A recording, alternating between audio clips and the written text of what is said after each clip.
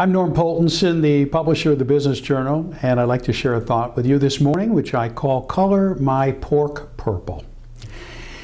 Well, they're always busy in Washington. They're busy with a variety of scandals and, of course, the immigration bill. But the bill that's getting most of the attention in Congress on a working basis is what we call the Farm Bill. And you have to remember the Farm Bill, the last time we authorized a Farm Bill was in 2008. We seem to do it every 5 years. And the bill last time was calculated by the Congressional Budget Office as costing a little over $600 billion. Well, there's a lot of hype going on in Washington from my fellow journalists talking about the battle between the Republicans and the Democrats. But let me tell you what the battle is. Basically, the cost of the Farm Bill is going up 60%. So the only difference is whether it goes up now from $604 billion to $950 billion as authorized for the next 5 years, or whether it's $963 billion. So basically what we're talking about is a little over 1% on the margin, and that's the battle that's going on. Let's take a step back and talk about the Farm Bill and what kind of image do you have of a Farm Bill? Who's supposed to be helped by it? And the original Farm Bill, remember, is 80 years old. It was cast in 1933 during the middle of the Depression. In fact, in the depths of the Depression when we were suffering from the Dust Bowl in the Midwest. The object was to help small farmers by raising their income and by giving them crop insurance. Okay, so who are the recipients 80 years later? Well, let's see. There's former President Jimmy Carter, who from 1995 to 2012 took in a nifty $272,000. Tom Vilsack, who sits as the Secretary of Agriculture, took in almost $83,000. His undersecretary took in more than $1 million as part of this Farm Bill. Oh, those poor fellows, the Rockefellers, Mark and David Rockefeller, they got about $947,000. Frank Lucas and Charles Grassley, who happen to sit on the agricultural committees that write the legislation, have taken in $1 million between them. And then there's this little company called Riceland Foods, does $1.5 billion a year in sales. In this period from 95 to 2012, they have taken in $554 million. How about those people in Manhattan? A lot of farmers in Manhattan, right? Well, they've taken in $9 million. And what about the Nature Conservancy?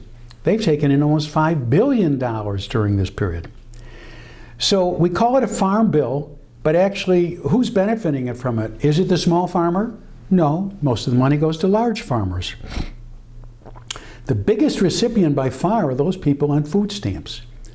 And of course, that's how we get legislation done. What you do is you get as many entities as possible to come together. They all have a vested interest, so they all vote for it. So we have a large group of people who are supporting nutritional programs. They take 80% of what is almost $1 trillion forecast over the next 10 years if this food bill passes. There are forestry projects. There are technology projects for the communications industry, basically called Let's Expand the Broadband.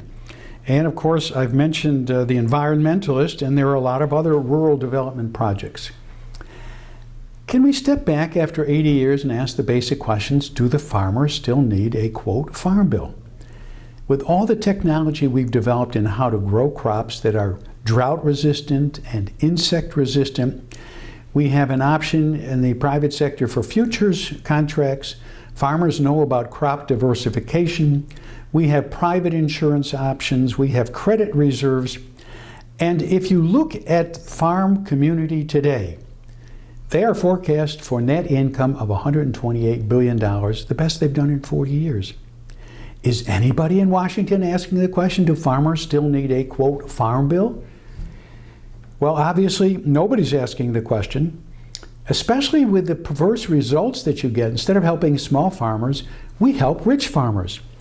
And with all of the nutritional programs that we have, the group which receives the food stamp programs, the biggest health problem they have is obesity. So now we're going to give them 60% more so they can become fatter. And who picks up the health care bills? Why, those lucky taxpayers do, of course. This whole program is underwritten by tax subsidies and by you, the consumer, who gets to pay higher prices for the food. Only in America. Such a deal.